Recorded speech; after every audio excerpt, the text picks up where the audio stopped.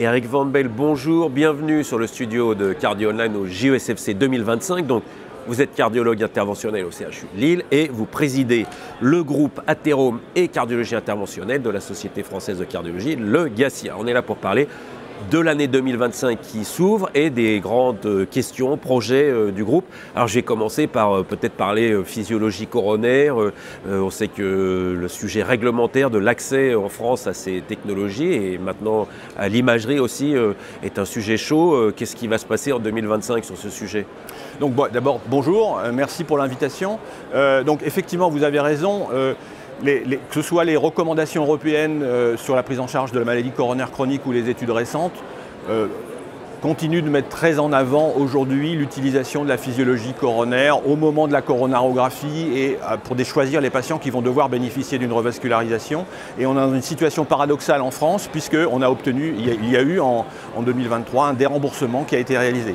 Donc là, le GACI est en première ligne sur ce sujet pour revenir à la charge pour obtenir un remboursement. Alors il faut savoir que la situation n'est pas aussi mauvaise qu'on pourrait l'imaginer, puisque les autorités françaises ont déjà libéré une enveloppe qui est à la discrétion des centres pour pouvoir utiliser des outils complémentaires. Et donc il y a eu une revalorisation spécifique des actes d'angiographie et d'angioplastie qui permet déjà aux centres d'utiliser ces outils avec en tout cas avec une enveloppe financière qui peut être utilisée. Il y a un deuxième sujet qui est important, donc la physiologie endocoronaire, la FFR, l'IFR sont dans notre démarche de demande de remboursement. Il y a également l'imagerie endocoronaire, puisque pour la première fois l'imagerie endocoronaire a été positionnée avec un niveau de recommandation 1A par les recommandations européennes. Et donc nous avons fait une démarche de création d'actes et nous accompagnons les industriels pour obtenir un remboursement le plus rapidement possible pour ces technologies, pour permettre que nos patients bénéficient de ces deux outils qui sont extrêmement importants pour la qualité de leur prise en charge. Deuxième point, si on quitte la coronaire, on va aller dans les valves, le TAVI et la question de l'organisation des pratiques. Où est-ce qu'on en est sur ce sujet là encore, où on sait qu'il y a des avancées attendues? Oui, alors donc le sujet, le TAVI maintenant, tout le monde le reconnaît, une technologie mature, c'est-à-dire que c'est une technologie maintenant qui a une vingtaine d'années, qui fonctionne bien, qui est efficace. Aujourd'hui, le vrai sujet, c'est d'apporter cette technologie à tous les patients qui en ont besoin.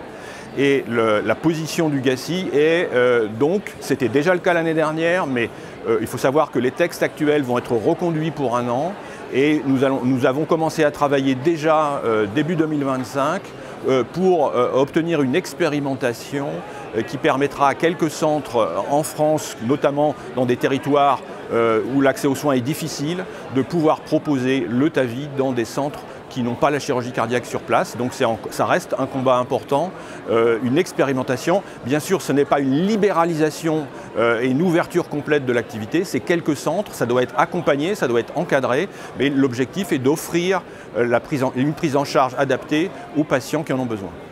2025, c'est aussi une première pour le GACI avec le premier cours avancé de cardiologie interventionnelle. C'est quoi, c'est quand, c'est où ? Alors, le cours avancé du GACI, c'est un peu effectivement quelque chose qui nous sommes inspirés du groupe USIC qui a créé un cours avancé USIC qui a lieu à chaque année en décembre.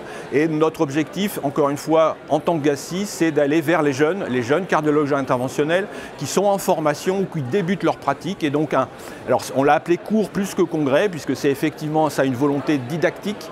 Et ce cours avancé du GACI aura lieu sur Paris le 18 et le 19 mars. Et nous aurons d'ailleurs à l'intérieur de ce cours avancé du GACI un débat où nous allons faire inviter des cardiologues interventionnels européens où il existe déjà le TAVI sans chirurgie cardiaque, que ce soit en Italie ou en Espagne, qui vont nous rapporter leur expérience. Donc lors de ce cours, nous aurons un sujet sur effectivement cet aspect de l'organisation des soins en dehors du cours. Donc c'est le 18 et le 19 mars. Toutes les informations sont sur les réseaux sociaux du GACI et également sur le site web du GACI au niveau de la SFC. Alors dernière question, c'est que le GACI est toujours impliqué dans des registres, dans des études. Quelle est l'actualité dans ce domaine ? Donc effectivement, merci. Donc, effectivement, pour le GACI, c'est important d'accompagner, de soutenir, de promouvoir la réalisation d'études cliniques en France. Nous avons aujourd'hui 2 études qui sont en cours. Enfin, l'une qui est plus un registre, qui est France-Lili, qui s'intéresse à l'utilisation de la lithotripsie endocoronaire. Et nous avons également accompagné une étude randomisée qui s'appelle l'étude BEST, qui a inclus 2000 patients au cours de l'année 2024, 2000 patients randomisés entre les 2 valves les plus utilisées, qui sont la valve Sapien et la valve Evolute, avec un suivi à 1 an, donc 2000 patients. Ça, ce sont des études donc en fait soutenues, pas promues, mais soutenues par le GACI. Et l'objectif du GACI est de continuer d'accompagner les chercheurs cliniques français dans la réalisation de leurs propres études au niveau français en cardiologie interventionnelle.